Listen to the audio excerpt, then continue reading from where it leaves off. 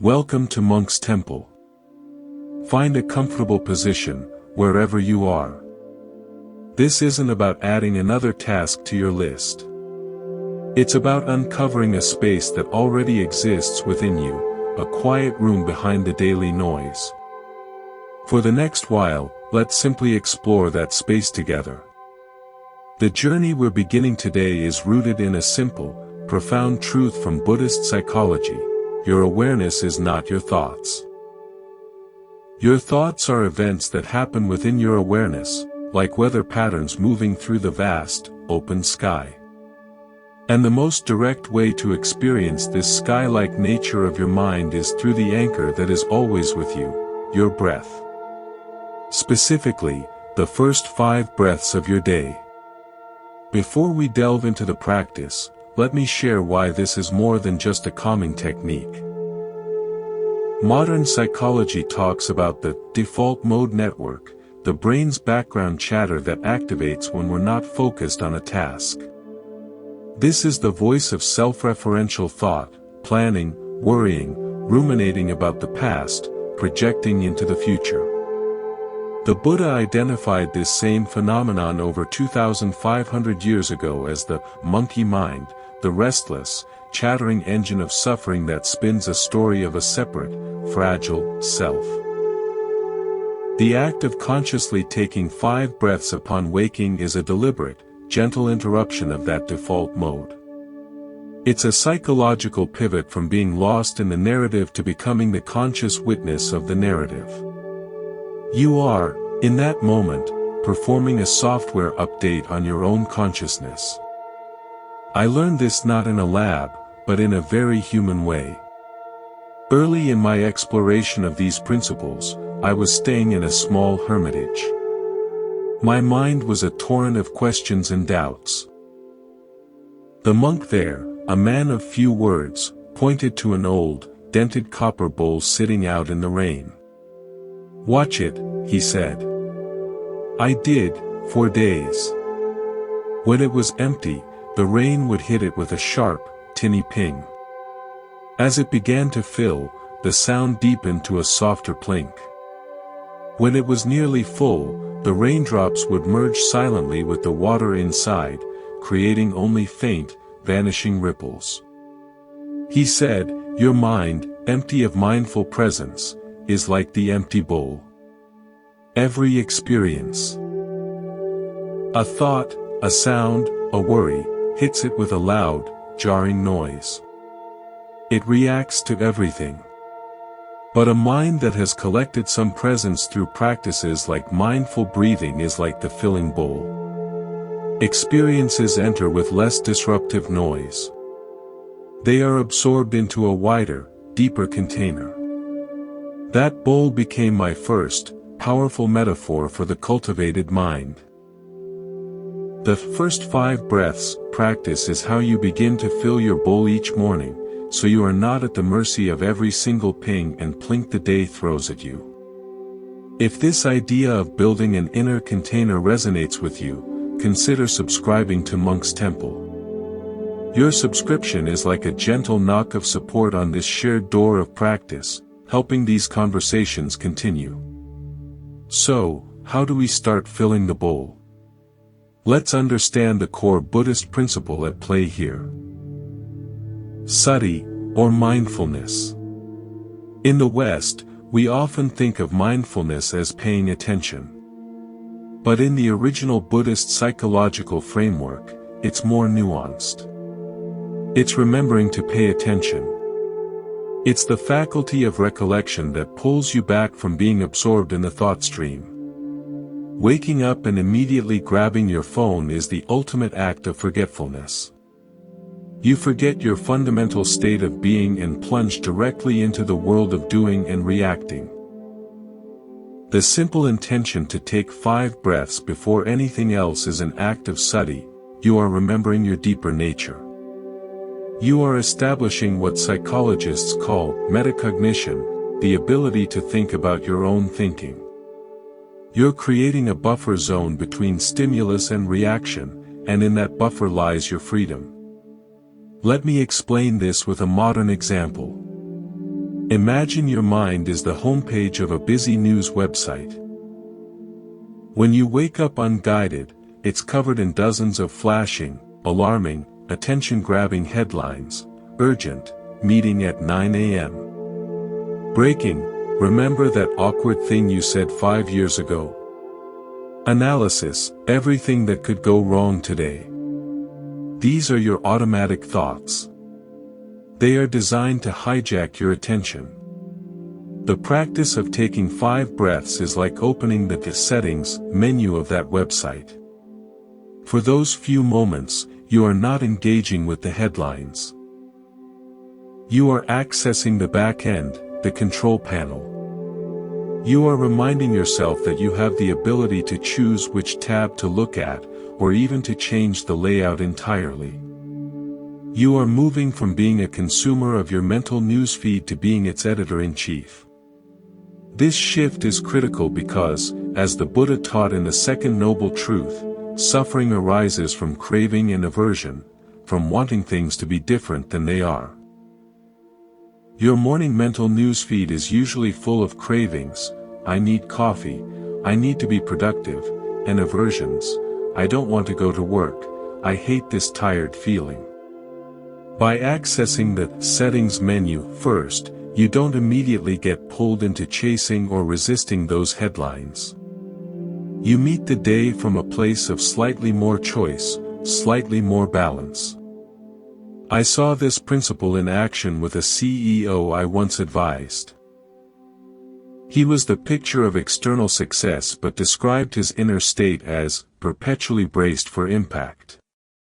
His default mode was hypervigilance.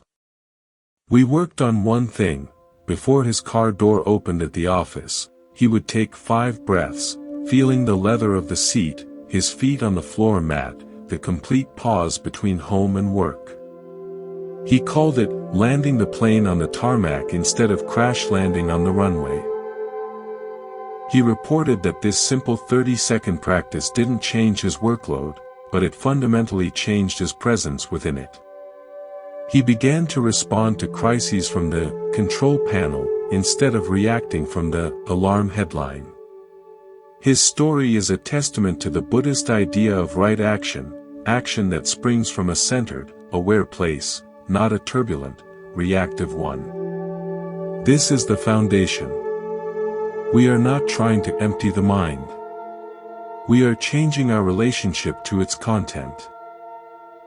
We are filling the copper bowl with the rainwater of attentive presence, so the noises of the day don't clang so harshly. We are opening the settings menu before scrolling the frantic newsfeed. Thank you. Let's continue. Now, let's move from the psychological framework to the practical, somatic reality. The first 5 breaths practice is elegant because it bypasses the intellect and speaks directly to the nervous system. Buddhist wisdom has always understood that the mind and body are not 2 separate entities, they are one interconnected system, or nama-rupa. The breath is the tangible link between them. By consciously regulating attention to the breath, you are sending a direct signal of safety to your body's deepest survival circuits. You are moving from the sympathetic nervous system's fight or flight, which is often our default waking state, towards the parasympathetic nervous system's rest and digest. You are, quite literally, teaching your biology calm. Here is how we approach it. This is not a rigid technique, but an open-ended exploration. Upon waking, before you move to check anything, simply stay where you are. Let your body be heavy. Notice the feeling of the sheets, the pillow, the support beneath you. Now, bring your attention to the natural rhythm of your breath. Don't force it. Don't judge it. Your first job is simply to detect it, like a radio telescope tuning into a faint, essential signal from the universe of your own body. Breath 1, this is the breath of acknowledgement. Inhale and exhale. All you are doing is noticing, I am breathing. You are affirming the most basic fact of your aliveness. In this breath, you are planting a flag in the present moment.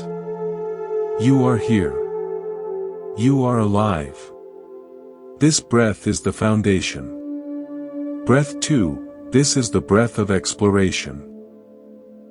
Inhale and exhale. Where do you feel the breath most distinctly? Is it the coolness at the nostrils? The rise and fall of your chest or abdomen? The expansion in your ribs? There is no right answer. You are simply becoming a curious scientist of your own inner landscape. This cultivates what in Buddhism is called vipassana, clear seeing, insight into the nature of phenomena as they are. Breath 3, this is the breath of settling. Inhale and exhale. With this cycle, imagine that with each inhale, you are gathering your scattered awareness, like gathering scattered papers from a desk. With each exhale, you are setting that gathered awareness down gently in the center of your being. You are coming home to yourself. Breath 4, this is the breath of allowance. Inhale and exhale. By now, thoughts will have arisen. This is not a failure. This is the practice. On this breath, practice letting the thoughts be. Imagine they are cars passing on a distant highway. You see their headlights, you hear their faint noise, but you are not standing on the road. You are sitting comfortably in a field, under a vast night sky, watching them pass. You are the sky, not the traffic. Breath 5, this is the breath of intention. Inhale and exhale. From this slightly more collected, sky-like awareness, softly offer a simple intention for the day. It should be a quality, not a goal. Today, may I meet moments with patience. Or, today, may I listen fully. Or simply, may I be present. Plant this seed gently in the fertile soil of your morning awareness. That's it. The practice is complete. You then move into your day. The entire process may take 60 seconds. But its effect can structure the following 16 hours. To understand why this is so potent, let me introduce a new metaphor. Imagine your mind state is a glass of water with sand stirred up in it. When you first wake, the sand, your thoughts, anxieties, plans, is swirling in a chaotic storm. The water is cloudy. If you try to make decisions or interact from this state, everything is filtered through that turbulence. The act of taking 5 conscious breaths is the act of setting the glass down on a steady surface. You stop stirring. You let it be. Gradually, inevitably, the sand begins to settle. The water becomes clear. You can now see through it. You are not the sand. You are the water becoming clear. The clarity was always the water's true nature, you simply stopped agitating it.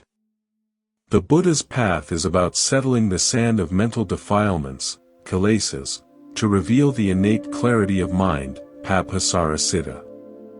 I witnessed a powerful modern application of this with a friend who is a high school teacher. Her mornings were a frantic race to get herself and her family out the door. She felt she was drinking the sandy water all morning, arriving at school already frazzled. She started implementing her 5 breaths while the coffee brewed. She would stand in the kitchen, hands on the counter, and simply watch the coffee drip, sinking her breath with the slow plink, plink, plink into the pot. Those 2 minutes became her settling time. She said it didn't make her kids move faster, but it changed her perception of the rush. The sand settled. She could see the situation. The chaos of backpacks and missing shoes, with more clarity and compassion, rather than being an extension of the chaos herself. She moved from a reactive participant to a calm, observant guide within the storm. This is the essence of upekkha, or equanimity, one of the four sublime states in Buddhism. This practice also directly counters a pervasive modern ailment, what we might call anticipatory anxiety. Our brains are prediction engines, constantly simulating the future to keep us safe. This is a useful survival tool, but when overused, it has a severe psychological cost. We live in a simulated, stressful future instead of the actual, often neutral present. The Buddha's teaching on impermanence, anicca, is the antidote. He taught that all phenomena are in constant flux, and that clinging to a fixed idea of how the future should be is a guaranteed path to suffering. Your 5 breaths are a radical commitment to the reality of this moment. For those 5 breaths, you are calling off the simulation. You are telling your prediction engine, stand down. For now, we are just breathing. The future will be dealt with when it becomes the now. This breaks the chain of anxious projection before it can gather strength. Thank you. Let's continue. This practice fundamentally rewires our relationship with time. In our modern world, we treat time as a linear commodity to be spent, saved, or wasted. We speak of time poverty. The Buddhist view, however, offers a liberating psychological insight. Time, as we anxiously experience it, is a mental construct. The past is a memory, a present moment thought. The future is an anticipation, another present moment thought. The only reality you ever actually experience is the present moment, the eternal now. When you wake up and immediately spiral into planning your day, you are launching yourself out of the only real moment you have and into a phantom realm of mental abstraction. The first 5 breaths is your anchor back into reality. It is a declaration that your first moments of consciousness will be rooted in the real, sensory world of breath and body, not the abstract, stressful world of the mental clock. Think of it as a daily ritual of temporal reorientation. You are switching from chronos, time, the quantitative, ticking clock time, to kairos, time, the qualitative, right moment, opportune time. In kairos time, you are aligned. You are present. You are meeting the moment as it is, not as your schedule says it should be. This shift is deeply aligned with the Buddhist principle of right view.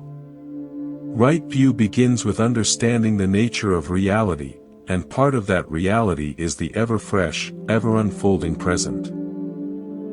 By starting your day grounded in kairos, you set a trajectory of responsiveness rather than frantic reactivity.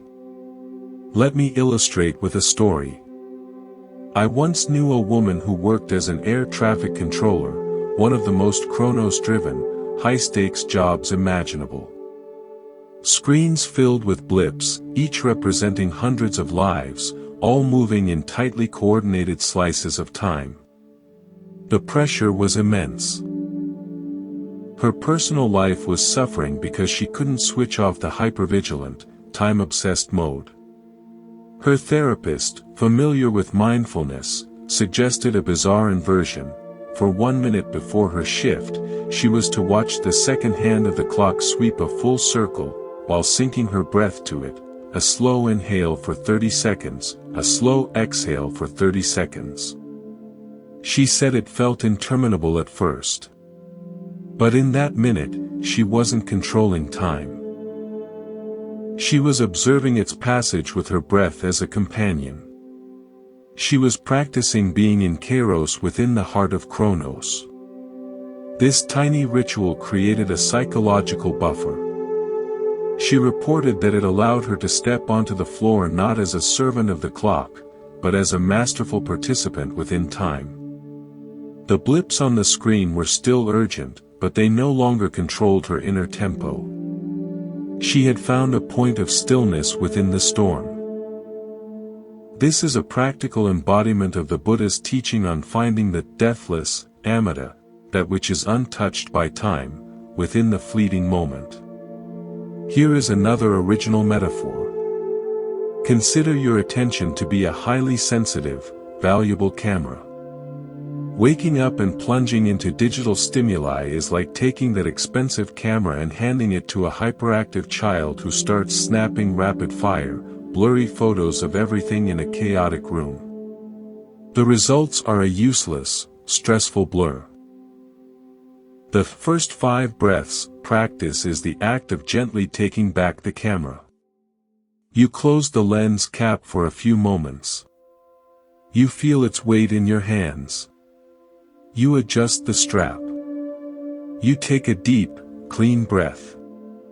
Then you open the lens cap, and with intention, you take your first, composed, clear photograph of the day, the feeling of your breath. From that point on, you are more likely to be the conscious photographer of your day, not the camera in the hands of chaos. This relates directly to the Buddhist concept of karma. Karma is not fate, it is volitional action. It is the intention behind what you do. The quality of your attention is the most fundamental karmic action you take every moment. By choosing to start your day with intentional, gentle attention, you are planting a seed of skillful karma.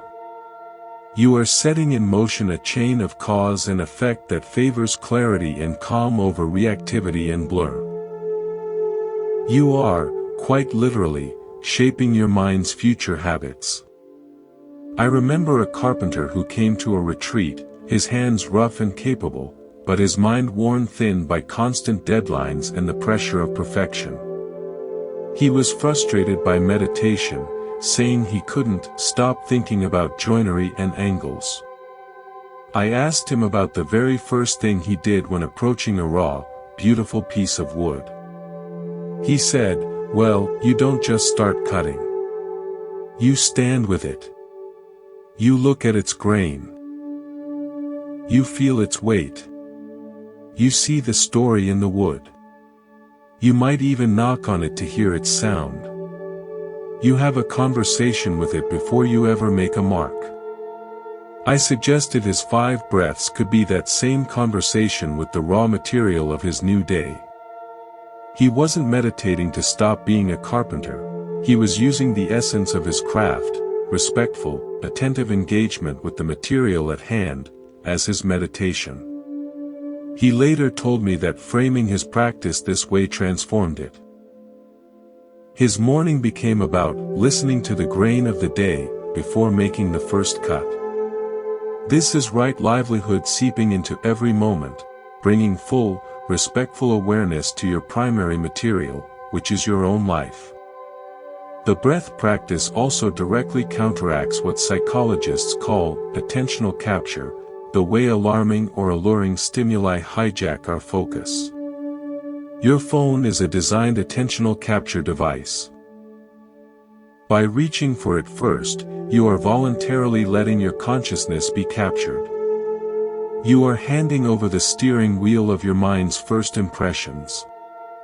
By choosing the breath, you are asserting your inherent capacity for voluntary attention. You are strengthening the prefrontal cortex, the brain's CEO, over the more reactive limbic system. In Buddhist terms, you are cultivating samadhi, concentration, the collected, unified mind. A unified mind is not easily fractured by the first email you see. Let's continue. This practice is not just about creating a moment of calm, it's about building foundational emotional resilience for everything that follows. In Buddhist psychology, difficult emotions are not enemies to be destroyed. They are viewed as transient mental states, sankharas, that arise due to causes and conditions. The problem isn't the emotion itself, but our habitual reaction of clinging to it or pushing it away, a process that solidifies it into suffering. The first 5 breaths practice trains you in the preliminary, crucial skill of creating space between the arising of an emotion and your reaction to it. You are building your emotional container, that copper bowl, so when frustration, anxiety, or overwhelm hits later, you have a pre-established neural pathway of pausing and observing rather than being instantly swept away.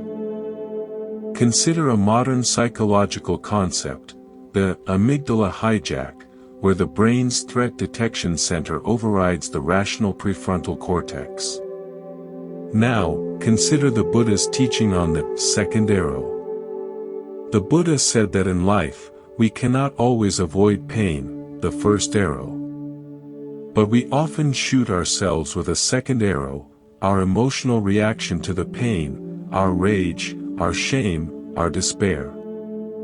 The morning practice of 5 breaths is a daily drill in laying down the second arrow arsenal. You are practicing non-reactivity to the first, subtle arrows of morning thoughts and sensations.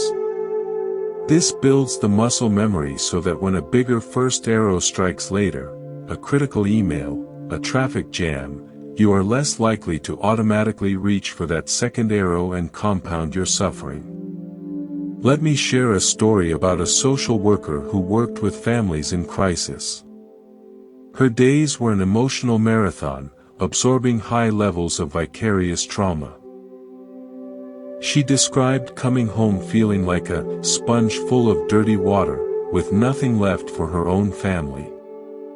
Her burnout was severe. We worked on a ritual of 5 breaths at the threshold. Before entering her office in the morning, and before entering her home in the evening, she would pause at the literal doorway, place a hand on the frame, and take 5 conscious breaths. On the inhale, she'd acknowledge the space she was about to enter and its purpose. On the exhale, she'd consciously release any residue from the space she was leaving. This created a psychological and somatic boundary. She wasn't just breathing, she was using her breath to architect her attention, to consciously transition roles. She told me months later, I stopped being the sponge. I became more like a sieve. The experiences still flow through me, but I'm not holding on to all the residue. The breaths at the door are the act of shaking the sieve clean. This is a profound practice of right effort, the effort to cultivate skillful states and release unskillful ones, applied at the most practical junctures of our lives. Here's another original metaphor. Think of your emotional energy as a bank account. Every reactive thought, every spike of anxiety, every moment of resentment is a withdrawal.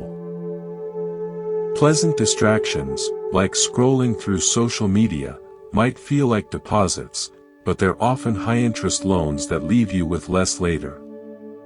The first 5 breaths practice is a direct, substantial deposit of pure attention. It's capital that earns compound interest throughout the day. When an emotional expense arises, you have a balance to draw from. You can meet frustration from a place of resource, not scarcity. Without this deposit, you start the day already emotionally overdrawn, and every minor irritation can send you into the red, leading to emotional bankruptcy, what we call burnout or a meltdown. The Buddha's path of the middle way is about wise stewardship of your inner resources, avoiding both the depletion of overexertion and the stagnation of negligence.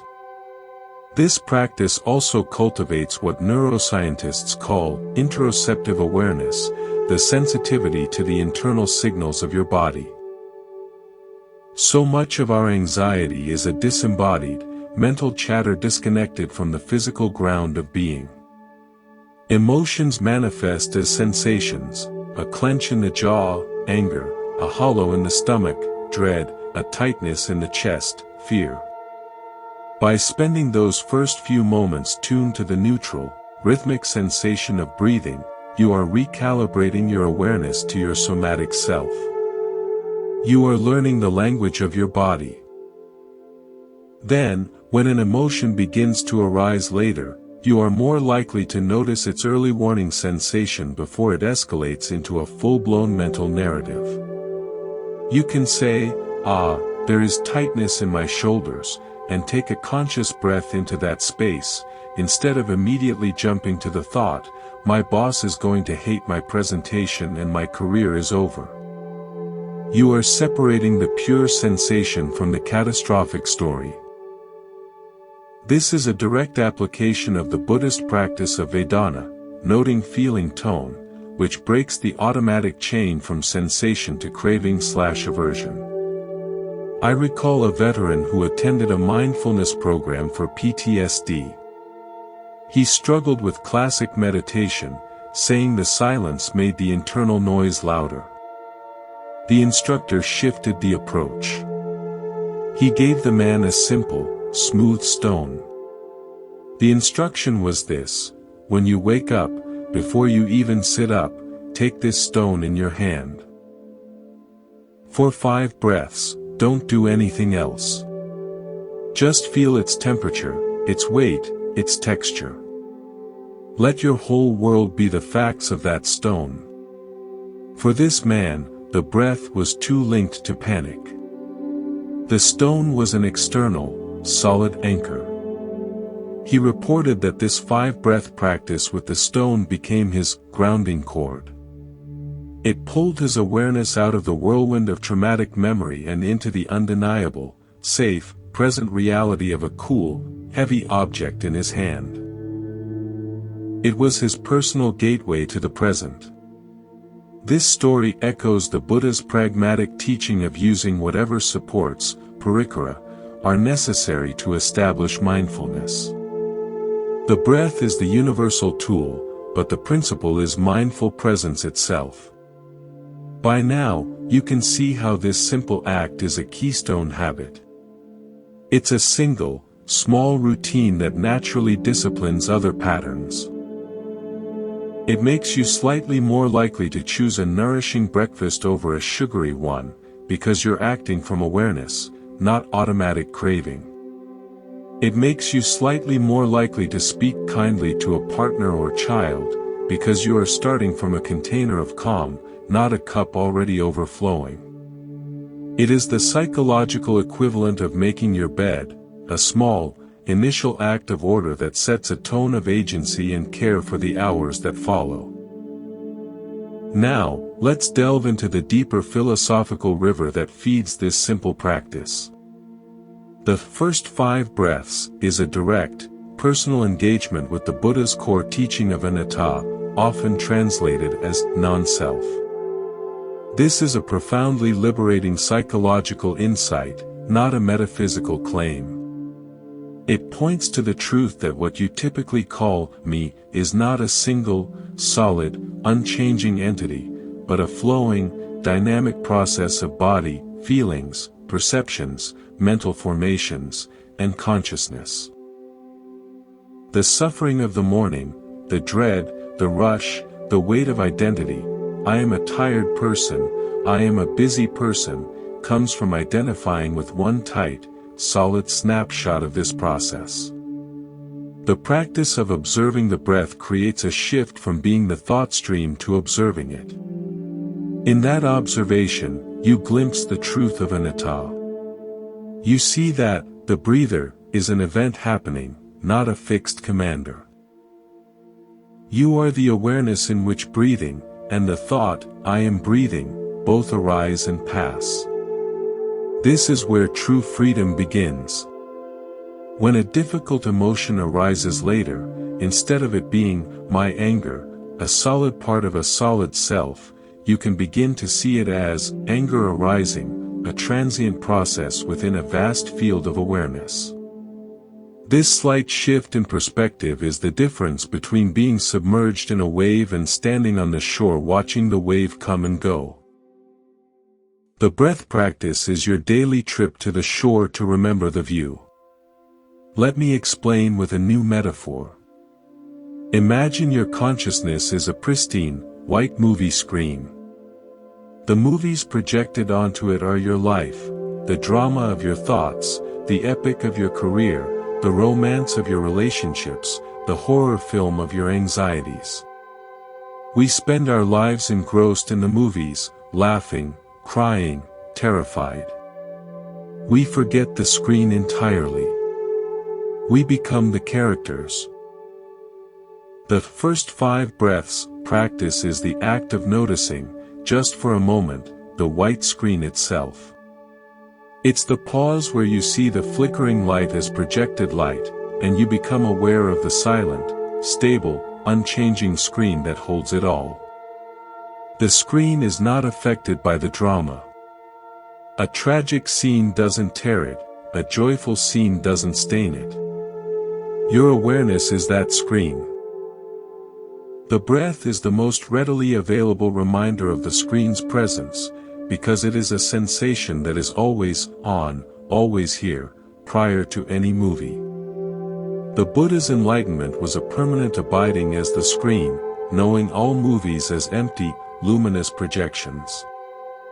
I saw this principle illuminate the life of a talented graphic designer who was paralyzed by creative block and self-criticism. Every blank page screamed at her with the movie of her own impending failure. Her mind was a harsh critic narrating a terrible film. She began a practice. Before opening her design software, she would close her eyes and visualize the white screen. For 5 breaths, she would imagine her thoughts as credits scrolling past, but her only job was to rest as the white space behind them. Then she'd open her eyes to the actual white document on her monitor. She reported that this created a sanctuary of possibility. The blank page was no longer a judge. It was the screen, her ally. The critical movie lost its power because she had practiced disidentifying from it. Her blocks began to dissolve. This is a practical application of the Buddhist concept of sunyata, or emptiness, the understanding that phenomena are empty of independent, solid existence. Her self-criticism was just a movie, empty of a solid, true reality. By recognizing its empty, projected nature, she found creative freedom. This practice also directly addresses the illusion of control, a primary source of our suffering. We wake up and our mind immediately tries to control the day, plan it, manage it, secure it. This is the ego's doomed mission. Buddhism teaches that the nature of existence is interdependent origination, paticcasamuppada. Everything arises based on a vast, complex web of causes and conditions far beyond our control. Your 5 breaths are a surrender to this truth. For those moments, you are not trying to control anything. You are simply being with the one involuntary turn voluntary process that sustains life. You are aligning yourself with the flow of reality, not your mental resistance to it. You are practicing Wu Wei, effortless action, by first practicing effortless being.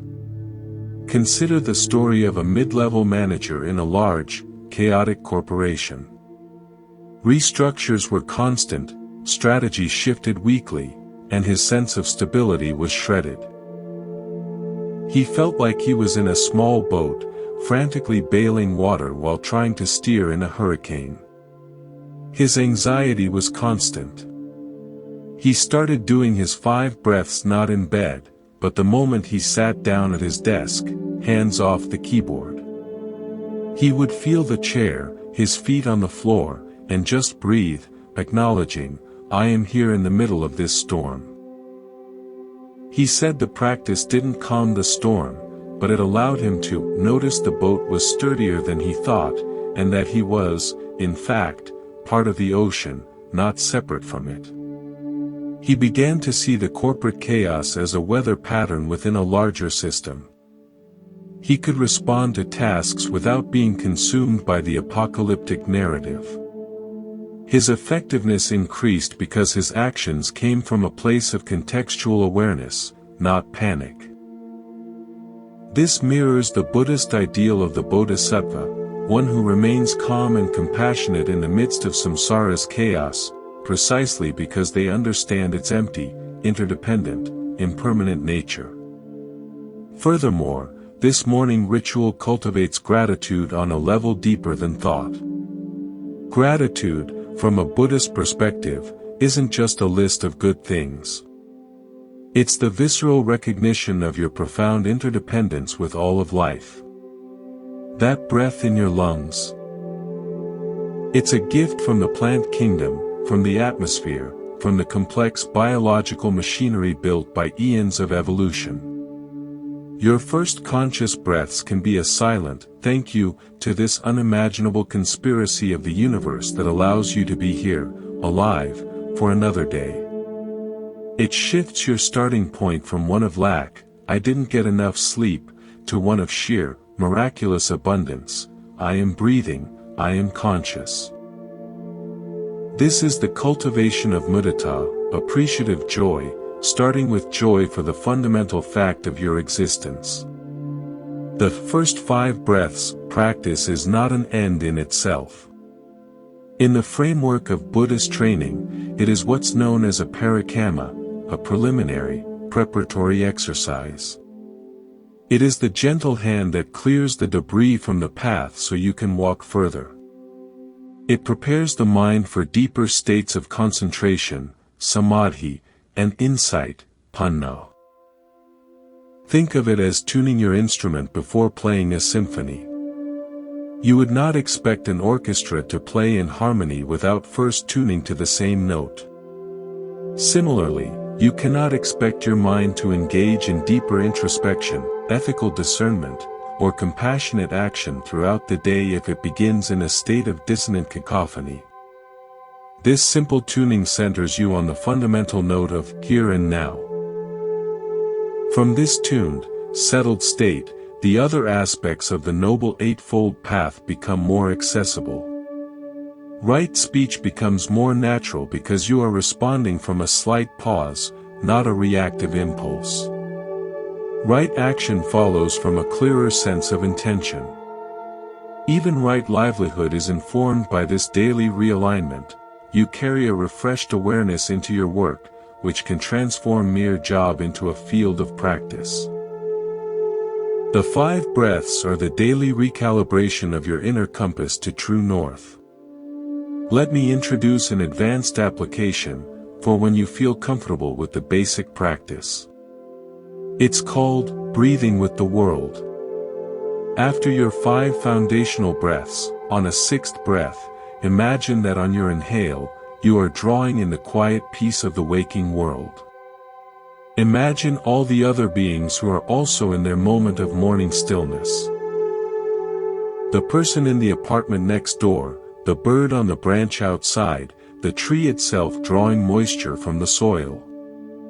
On your exhale, imagine you are breathing out a wave of calm, contributing your own settled energy back to that shared, silent field.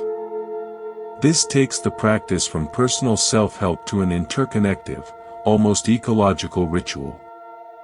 You are practicing the Brahmavihara of karuna, compassion, and metta, loving kindness, on a global, energetic scale before you've even left your bed. You are acknowledging your place in the web, not as a separate node of stress, but as a conscious participant in a shared atmosphere. This concept was brought home to me by a climate scientist plagued by what she called preemptive grief, a crushing sense of loss for a future she saw in her data. Her workdays were a slog of despair. She began a practice where, after her 5 breaths, she would place a hand over her heart and a hand on the floor or ground, or the wall if no earth was reachable. On her inhale, she'd feel the solidity and wisdom of the earth, karuna for the planet. On her exhale, she'd send from her heart a wish for healing and balance, metta for all its systems. She said it didn't change the data, but it changed her relationship to her mission. She stopped being a grieving bystander and became a conscious, compassionate conduit. Her work became an act of love, not dread. This is the essence of the Bodhisattva vow, to work for the liberation of all beings, starting with the liberation of your own heart from helplessness. Now, let's consider another original metaphor. Your mind is like a sophisticated smartphone. Overnight, dozens of background apps run updates, drain the battery, and clutter the cache. The dream fragments, the unresolved conversations, the subconscious worries. Waking up and immediately checking email or news is like, with a 5% battery, opening the most power-intensive game you have. The system lags, overheats, and crashes. The first 5 breaths practice is the equivalent of putting the phone into airplane mode, opening the settings, and force quitting all those background apps. You close the emotional tabs from yesterday. You clear the cache of mental clutter. You let the system cool down. Then, and only then, with a refreshed battery and cleared RAM, do you open your first, intentional app of the day. You are the user, not the device. This daily reboot is a critical act of maintenance that the Buddha prescribed as bhavana, mental development. I recall the story of a retired judge. After decades of rendering verdicts, he found retirement hollow, his mind constantly replaying old cases, wondering if his judgments were just. He was judging his own past. A friend taught him a 5-breath practice with a twist. Each breath was paired with a silent word.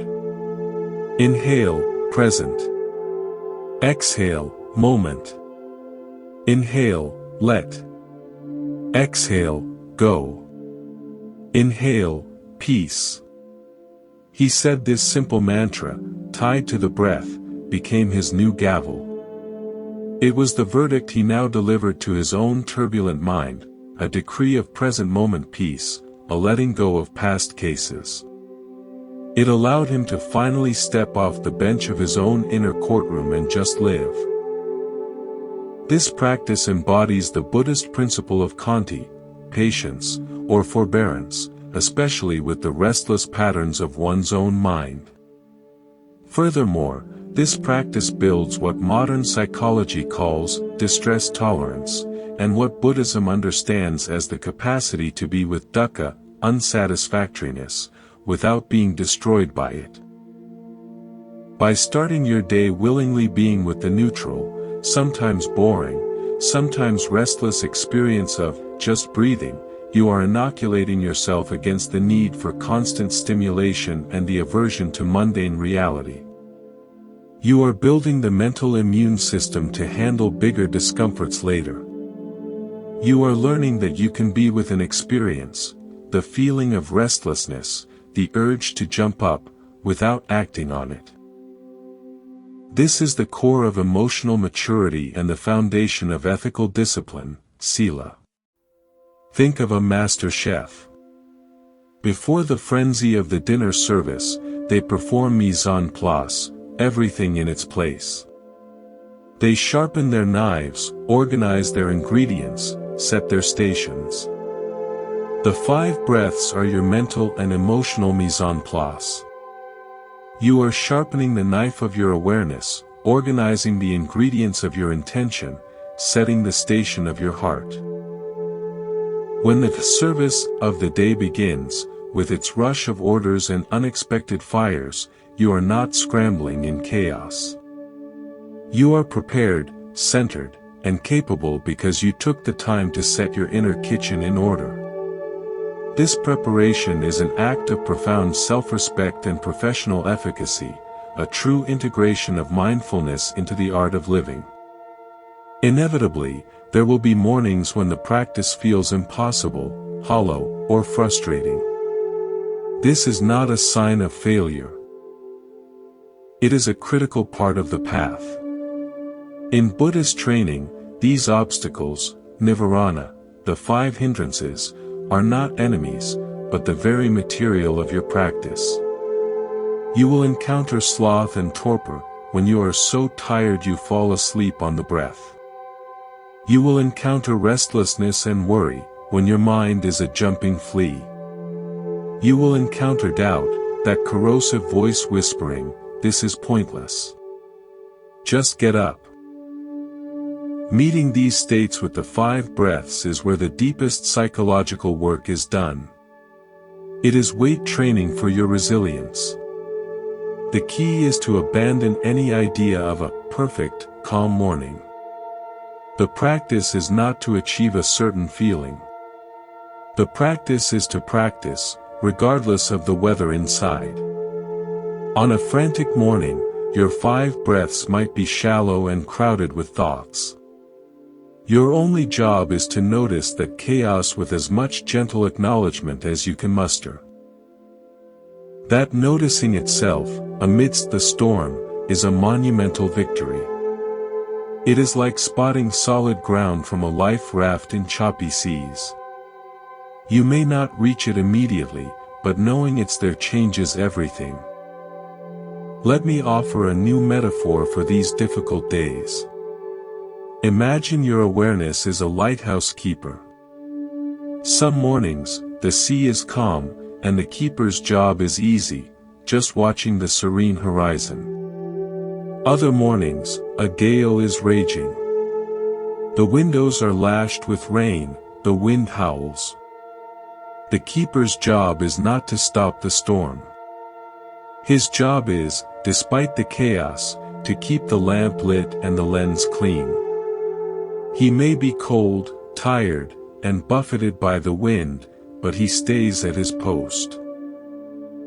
Your 5 breaths on a hard morning are you, the keeper, climbing the spiral stairs in the dark gale to tend the light. The act of climbing, of showing up for that brief watch, is the practice. You are maintaining the light of awareness even when it feels like it can't possibly penetrate the fog. This steadfastness is the cultivation of viriya, energy, persistence, one of the 7 factors of enlightenment. I remember a young father who shared his struggle. His 5 breaths were constantly interrupted by his toddler climbing into bed, crying, demanding breakfast. He felt he was failing. I suggested he shift the frame. What if, I proposed, the practice is not 5 breaths of solitude, but 5 breaths of including the interruption? The next morning, when his daughter bounced in, he didn't inwardly resist. He pulled her close, placed a hand on his own chest and a hand on hers, and took 5 breaths, feeling her small, warm, wriggling body, sinking his breath to hers as best he could. He said it transformed the dynamic entirely. His practice became one of radical inclusion, of finding the shared breath amidst the lovely chaos of care. It became a practice of sangha, community, right there in his own bed. This is a beautiful example of using the obstacle itself as the path, a core tantric Buddhist principle.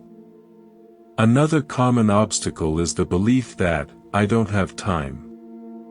This is where we must be brutally honest with our priorities.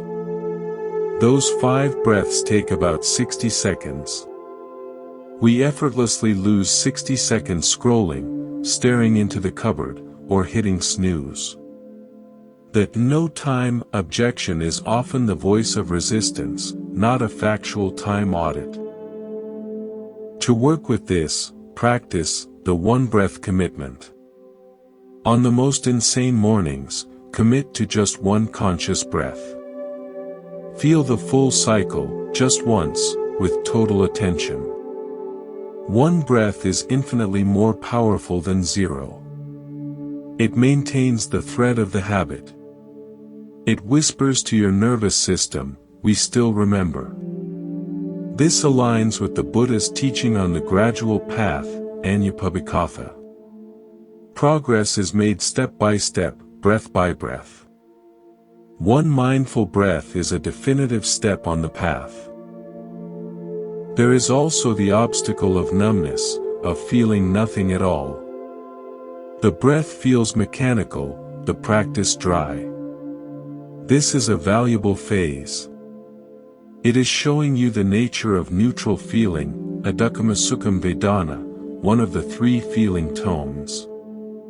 The mind often craves stimulation, either pleasant or unpleasant. Neutrality bores it. Sitting with the neutral breath teaches you equanimity with the ordinary. It reveals your addiction to drama. On these mornings, your practice can be one of sheer faithfulness, like watering a plant you cannot see growing. You are trusting the process beyond the feeling. This builds sati, faith or confidence in the path itself, not in temporary emotional rewards. Consider the story of an emergency room nurse. Her shifts were erratic, her sleep fragmented. Some days she woke up feeling utterly desensitized, emotionally blank from the previous night's trauma. The idea of a gentle, mindful breath felt like a cruel joke. Her version became 5 breaths of acknowledgement. Inhale, this is exhaustion. Exhale, release a layer of resistance to it. Inhale, this is numbness. Exhale, allow it to be present. She wasn't trying to generate calm, she was using the breath to make honest, compassionate contact with her actual, depleted state. She reported that this prevented her numbness from curdling into cynicism. It was a way of honoring her own fatigue without being consumed by it. This is a profound practice of asubha, seeing the difficult, unsatisfactory nature of experience clearly, without pretense, which is a powerful antidote to delusion. Ultimately, working with obstacles reorients the goal. The goal is not to have a peaceful morning. The goal is to know your own mind in all its weathers. The goal is intimacy with your inner life. The frantic morning, the numb morning, the chaotic morning. These are not deviations from the practice. They are its richest curriculum. The Buddha did not teach under the Bodhi tree only on sunny, calm days. He sat through storms, temptations, and attacks. Your cushion is your bed, your car seat, your kitchen floor. Your storm is your anxiety, your boredom, your doubt. And your 5 breaths are your unwavering commitment to sit down internally and know it all, with a heart of investigation. Thank you. Let's conclude. We have traveled a considerable distance together, exploring a practice that spans mere seconds yet touches the depth of a lifetime. From the neuroscience of the default mode network to the ancient psychology of the Buddha, from the metaphor of the copper bowl to the lighthouse in the storm, we have seen how the deliberate, gentle action of taking your first 5 conscious breaths is far more than a technique. It is a revolution in miniature.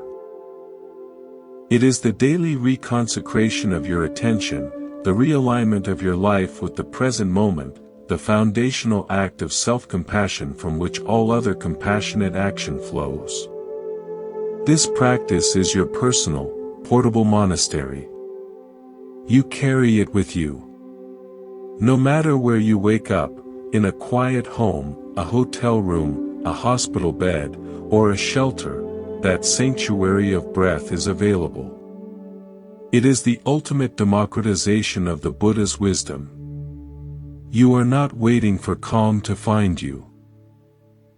You are cultivating the ground from which calm can grow. You are not begging the world to be less chaotic, you are building an inner structure of clarity that can meet chaos without collapsing. Imagine, a year from now, having given yourself this gift 365 times. That is over 1,825 intentional breaths, 365 mornings where you chose, first, to be a human being before a human doing. The cumulative effect is not additive, it is transformative. It rewires habit loops at the synaptic level. It slowly, irrevocably, changes your relationship with your own experience. You become less of a prisoner to the automatic reactions of your mind and more of a wise, compassionate warden of your inner world. The irritations, the joys, the tedium, the surprises of life are met from a place that is increasingly spacious, resilient, and kind. This is the heart of the Buddhist path made practical, the cessation of suffering, dukkha nirodha, through the cessation of unconscious reaction. Your 5 breaths are the daily, practical enactment of the third noble truth.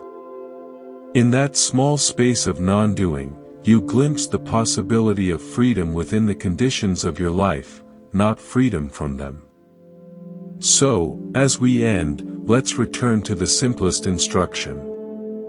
Tomorrow morning, let your first act be an act of remembrance.